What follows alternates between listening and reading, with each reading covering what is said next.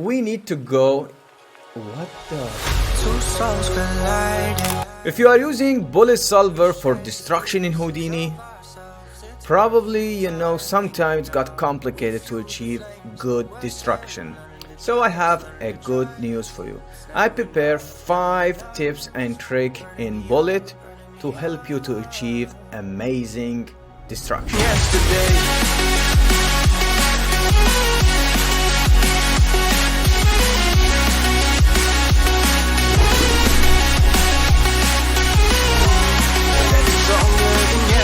Hi everyone, this is Dyson. Welcome back. In this channel, we are doing 3D VFX stuff in simple yet clever way without any complexity. So let's begin. In this video, I prepare 5 tricks and tips for Bullet Solver to achieving amazing destruction in Houdini. And another 5 is for these beautiful people on my Patreon. Thank you guys, you made my journey so delightful. So without further ado, let's begin. Sometimes, as you can see, we have these 3 objects, and sometime if we gonna RBD material fracture that, for example, you see we have these pieces, we're gonna see that with explode view. This is amazing tips. You see, with that, these cracks or fracture is not even. You see how we can do per pieces. You see, I want per pieces fraction. So for that, just make sure you have a name attribute to separate your pieces, and you can enable this one, fracture per pieces. You see, you can see this step and pass, and as you can see, this is amazing result. This is without and this with this option. So let's go to the second one. Let's say we have this character. Of course, this character is animated, you see, and if we need to fracture that, RBD material fracture will calculate in every frame, you see, and this is our pieces, and this is not efficient calculating every frame. It's impossible to have amazing or decent destruction. So for that, we need to freeze the geometry. For that, I will use this time shift. This is a famous technique. I will use that before RBD material fracture, and then I will fracture the geometry. This is amazing.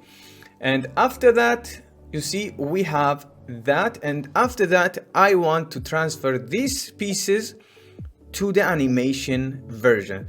I will use point deform. You see, I will connect that to this and the rest geometry, and boom, that's amazing. And we have artifact. This is not good. You see, we have the pieces, but we have this artifact causing by the deformation. Of course, we have some parameter here, for example, the sample or the radius, but sometime that will not work.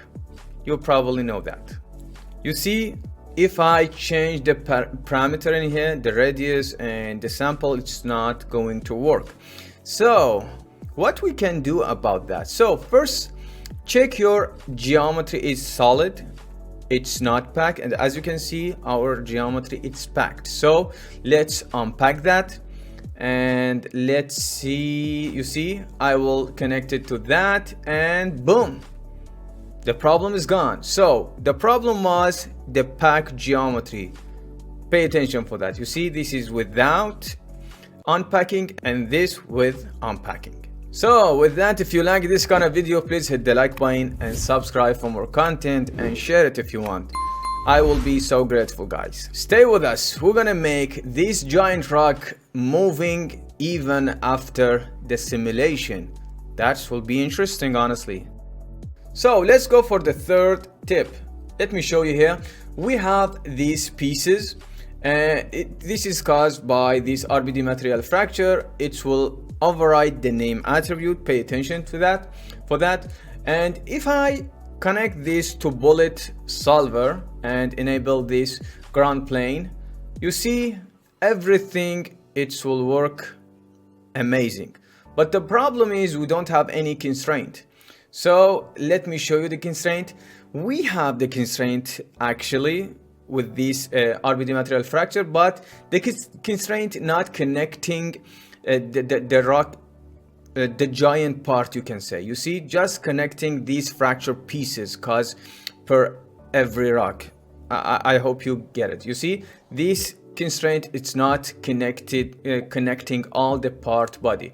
So in here we have this pieces attribute from the original giant. You see, it's determined the rocks pieces. Of course you can get that with the connectivity, and you see this is the pieces and this is the name attribute. So this is a big difference between these two.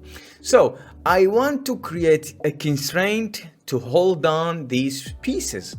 I will use these connected just pieces, and as you can see, if I connected that, it's not going to work. This is messy constraint. I don't want that. I will enable this boundary option and I will use the pieces attribute. To see, that's amazing. This will create a constraint only between the pieces, not in the pieces.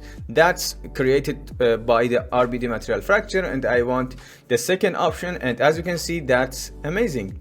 And we have this constraint network, and I want to merge this constraint with the previous constraint network. But first we need a constraint attribute. I will create that with RBD constraint properties. That's simple. You see, that will give us the glue constraint and have strength, blah blah blah. So I want to merge these two together. You see, we have these two constraints, the inner pieces and a between pieces constraint. And if I connect that to the second one, and voila, you see the giant holding himself. You see that? And if I create, for example, a force, a wind force using this gravity, you see, that's amazing. All the geometry, all the giant is holding by the constraint. That's amazing. And if I decrease this constraint strength, and voila, you see, that's amazing. So let's go for the fourth tip. For example, what if I want to maintain this animation in the simulation? We had the animation, remember? And as you can see, when I simulate that without any force, we don't have any animation. That's why we need to adjust deform or animated attribute using this RBD configure node. You see, in our case, we need to enable the deform option because we don't have any parameter animated. This is pre-baked animation, so that's considered as a deform object. You see, if I simulate that, voila, everything works. So pay attention for that. So last but not least, what if I want to update our attribute over time in Bullet Solver? For example, if I animate this deform option here, you see in timeline, it will not going to update if you not put this name attribute in override section in here. You see, we have the deform attribute in here. So if I play that, everything is will going to work, and if we hit the keyframe, the giant will go frozen. That's amazing. Even with the constraint, we have this amazing option in advanced. We can override it with the SOP. That's mean we can delete, we can create a delete node and delete it over time. But having said that, I want to show you this amazing constraint break section in Bullet Solver. And if I create a group, for example, a primitive group, pay attention to that because the constraints are primitive, not point. So if I select that and if I adjust it in here, and if I enable the add frame, for example, this frame, it will delete or remove all the constraint in this frame. Let's play and see if that will work or not. You see, that's amazing. We have the deforming option and the constraints are deleted in this frame. Wow, this is amazing, honestly. So here you go, this is the 5 tips, and we have another 5 on my Patreon. If you're interested, the link in the description. So see you in the next one. Goodbye.